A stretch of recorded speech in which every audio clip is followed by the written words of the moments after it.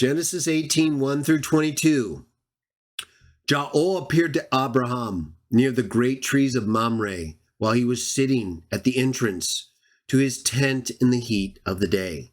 So right here, Jael appearing to Abraham, I believe, makes it impossible for this to be the father. But let's move on.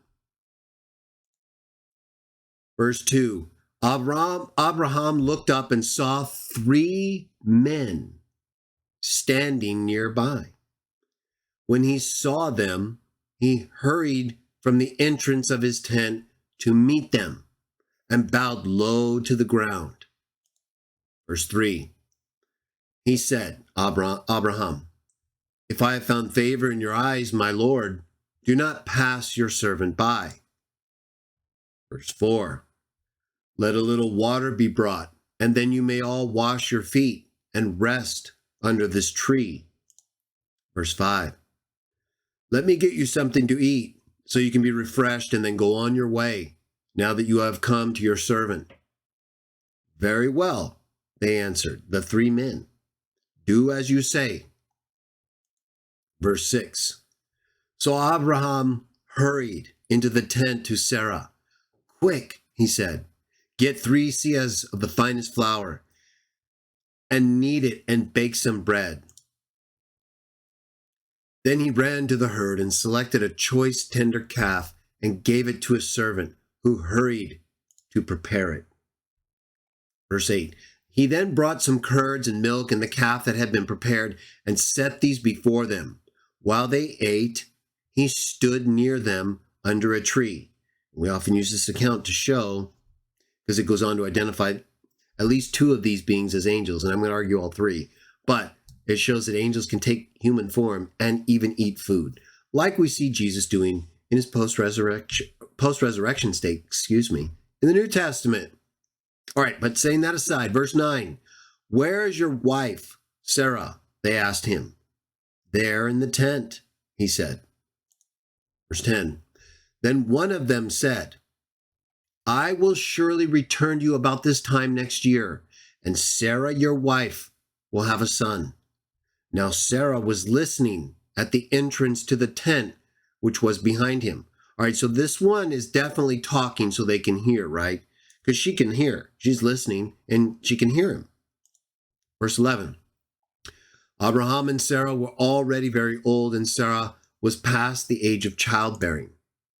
Verse 12, so Sarah laughed to herself as she thought, after I am worn out and my Lord is old, will I now have this pleasure?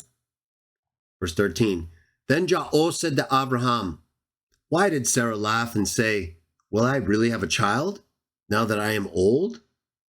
That's what it called it, Jael, whoever's talking. Is anything too hard for Jael? I will return to you at the appointed time next year, and Sarah will have a son. Sarah was afraid, so she lied and said, I did not laugh. But he said, yes, you did laugh. Verse 16, we're going to go to 22. When the men got up to leave, okay, so remember, at the start of our reading, it said Jehovah appeared to Abraham. And then it said Abraham noticed these 3 men who then came and started talking to him, right? And then one of them is talking, and then Sarah overhears it talking about her and having a child. And then it says, no, you're going to, she laughs and that whole thing. And now we're right here. Right here it says, the men got up to leave. They looked down toward Sodom, right? So this would have to be all 3 men, right? It's not separating the men who came, the 3 men.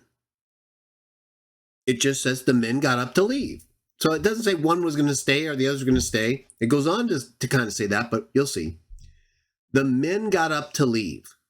They looked down toward Sodom, and Abraham walked along with them to see them on their way, right? No differentiation. The men, the 3 men. Verse 17, then Jael said, shall I hide from Abraham what I am about to do? Verse 18, Abraham will surely become a great and powerful nation, and all nations on earth will be blessed through him. For I have chosen him, so that he will direct his children and his household after him, to keep the way of Ja'ol by doing what is right and just, so that Ja'ol will bring about for Abraham what he has promised him. Verse 20. Right, it's Ja'ol having a conversation. It says he's saying this though, right? But he can't be saying it in front of Abraham because they're all with him. So if one of them is saying this out loud, Abraham would hear it. But that's not how it's being presented. It's like Ja'ol is saying it to himself, either while he's with Abraham, if we assume Trinity, or apart from them, and he hasn't yet given his word to those angels yet. Either way, it then says in verse 20, then Ja'ol said, the outcry against Sodom and Gomorrah is so great, and their sin is so grievous, you Sodomites. Stop that right now. No more anal stuff. Or, any other perversion. Verse 21, because of all this perversion, okay, because of the Sodomites, I will go down and see if what they have done is as bad as the outcry that has reached me. If not, I will know. Think about that. Think about that text right there, right? Because this is, look at verse 20. Then Ja'ol, Epen de Kyrios,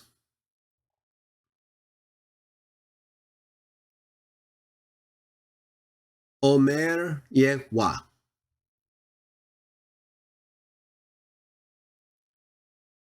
Ja'ol said. Okay, so Trinitarians, this is either the Trinity or a person of the Trinity, right? It's one of the three men. It's Ja'ol, right? That's how you see this. I'm going to prove right now that's absolutely impossible. That it's absolutely impossible for this speaker to actually be Ja'ol. Impossible. You ready? So you say this has to be Ja'ol, right? Because to you, there's no way an angel could talk like this, even though that's how they talk from Genesis to Revelation, right? According to Trinity. Angels can't do this. Only the angel of the Lord, the uncreated Jehovah angel, can do this, right? Or Jehovah. Person of the Trinity. No, not possible. You want to know why? Look at it again. Then Ja'ol said, the outcry against Sodom and Gomorrah is so great, their sin is so grievous, I will go down and see if what they have done is as bad as the outcry that has reached me. If not, I will know.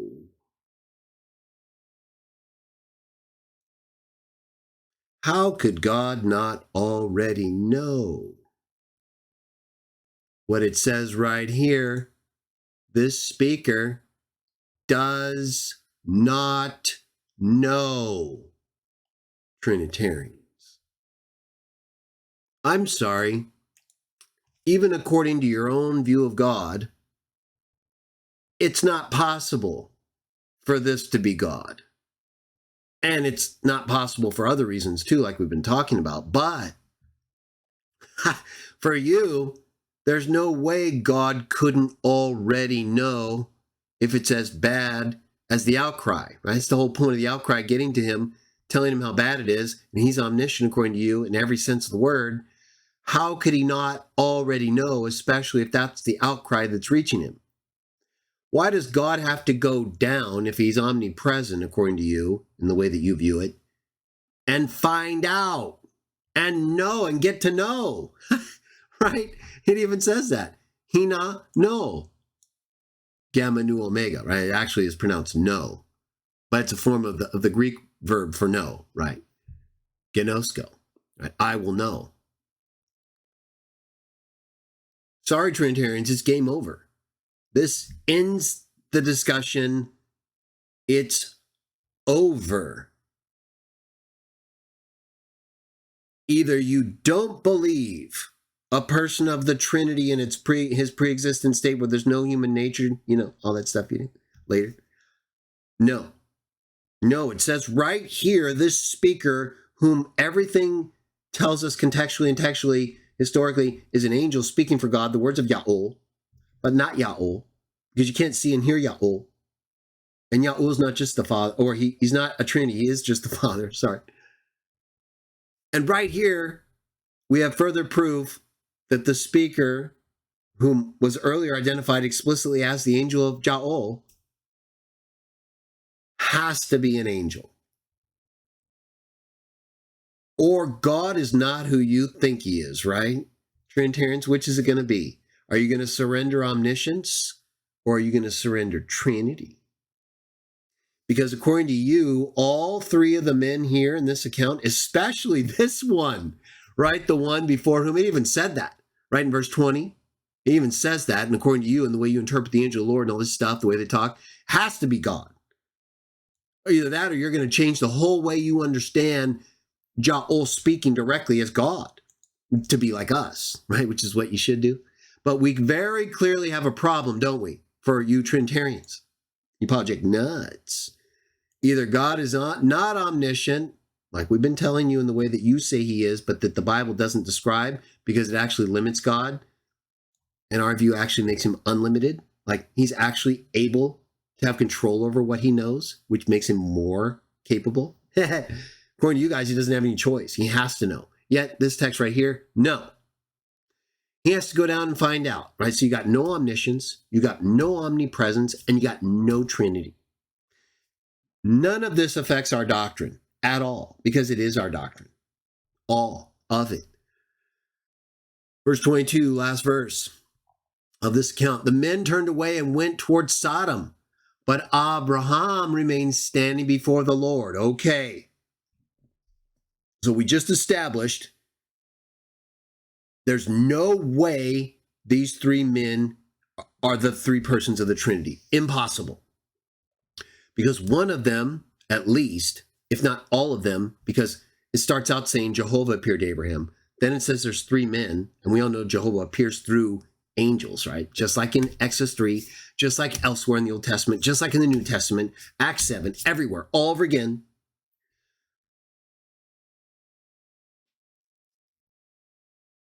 We know one of the three has to find things out, doesn't know, is going to go down and find out. That's incompatible with Trinity. But now we have men turning away and Abraham remaining before Yahweh. Okay, so are the three men all turning away? Well, let's see.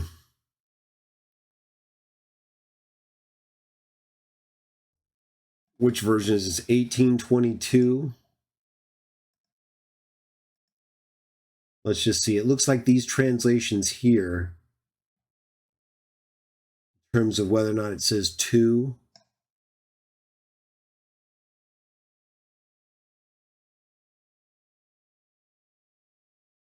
Yeah, so it doesn't say two, it just says the men. But that could be all three, right? And then somehow Yahweh is still speaking to Abraham. Or two of the men, like some of these translations say, in that Bible, two, and then one's remaining. And so Trinitarians would say, yeah, two went, and then one of them, the angel of the Lord, or Yahweh himself, is speaking to Abraham. It says, but Abraham remained standing before the Lord when the men turned away and went to Sodom. Okay, so let's go to verse 27. We're going to skip parts of the account that don't relate to what we're talking about. Then Abraham spoke up again. Now that I have been so bold as to speak to the Lord, though I am nothing but dust and ashes, right? Because what I skipped was where Abraham is negotiating with Yahweh, or whoever's here, about whether he'll spare Sodom if this many righteous men are left, or this many are left. So Abraham is continuing, verse 28. What if the number of the righteous is 5 less than 50? Will you destroy the whole city? If I find 45 there, he said, I will not destroy it. Verse 29, once again he spoke to him. What if only 40 are found there? He said, for the sake of the 40, I will not do it. Verse 30, then he said, may the Lord not be angry, but let me speak. What if only 30 can be found? I will not do it if you find 30. Verse 31, Abraham said, now that I have been so bold as to speak to the Lord, what if only 20 can be found? For the sake of the 20, I will not destroy it. Then he said, may the Lord not be angry, but let me speak just once more. What if only 10 can be found? For the sake of the 10, I will not destroy it. Last verse. When Jael finished speaking with Abraham, he left, and Abraham returned home. Now, in addition to what we've discussed, just based on the fact that it said two of the men went to Sodom and Gomorrah of the 3, and 1 remained. We already know one of them clearly can't be a part of the Trinity, at least, because it has to go down, has to find things out, doesn't fit with Trinity and their whole understanding of omnipresence and omniscience. Or being seen and appearing, I would argue. But either way, the 2 that left are identified as angels right after this. And we'll see that as we pick up in part 4 with Genesis 19. So everyone knows the 2 that left are angels. Trinitarians would still say they're, because of that, they relate them to the 3 men, the Trinity, right? Somehow members of the Trinity, the Son and the Holy Spirit. The only other ones that are described angelically in that light. But if the Father is here with Abraham negotiating who's going to be saved, then Abraham is hearing the Father's voice, right? Who else could it be? If this is the Trinity, everybody, the 3 men, and 2 of them are angels that go to Sodom and Gomorrah, according to Genesis 19 and what we just read, the only other one that could be there with Abraham is the Father. Is that not correct? Or is the Father one of the 2 angels that goes to Sodom and Gomorrah? Right? Because the Trinitarians say the 3 men is the Trinity. So we got 2 that are clearly angels and 1 that remains and talks to Abraham. But no one has heard the Father's voice according to Jesus. Okay, so you see what I'm saying? And the other thing is we're going to see in part 4, and as Genesis 19 goes on to say, okay, so we know that the being talking to Abraham about whether he'll save the city and how many people it would take, we know he hears that being, right? And then the angels that go to Sodom and Gomorrah start talking to Lot. So all 3 of the men who appeared to Abraham are heard. Every single one of them speaks audibly and converses with people. But according to Jesus, right? Bring that up real quickly here. And then we'll wrap this up. So if all 3 voices of the 3 men that appeared were heard, then there's no way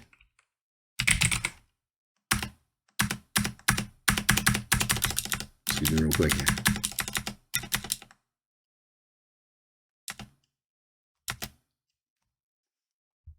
Go to John 5:37. Bring you guys up here, our last text, and then we're going to partake. We'll be done. John 5:37. It's a verse I've been referring to throughout this evening, where Jesus says, and the Father who sent me has himself testified concerning me. You have never heard his voice nor seen his form. Now, Trinitarians will sometimes say, well, that he's just talking to them, right? These people haven't seen the Father's voice or heard his form. Okay, well, if that's what you want to do, Trinitarians, again, you can't get away from John 1:18, can you? Every single one of those 3 that we read in our account in Genesis 18 were seen by Abraham and by Lot. and by the Sodomites, at least the two angels, right? So no one has seen God at any time. All three of those beings that appeared to Abraham and to Lot were seen. So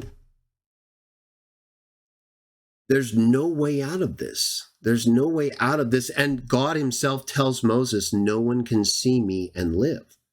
Well, Abraham and Lot are looking directly at these beings while they're talking to them. So there's no caveat. There's no thing that says, well, under these conditions you can see. No. You guys are reading into these things so much of your doctrine that it's just impossible to really get you to see it for what it says. It clearly doesn't present Ja'ol as omnipresent or omniscient in the way that you conceive of him. It directly contradicts your understanding in a way that makes Trinitarianism impossible.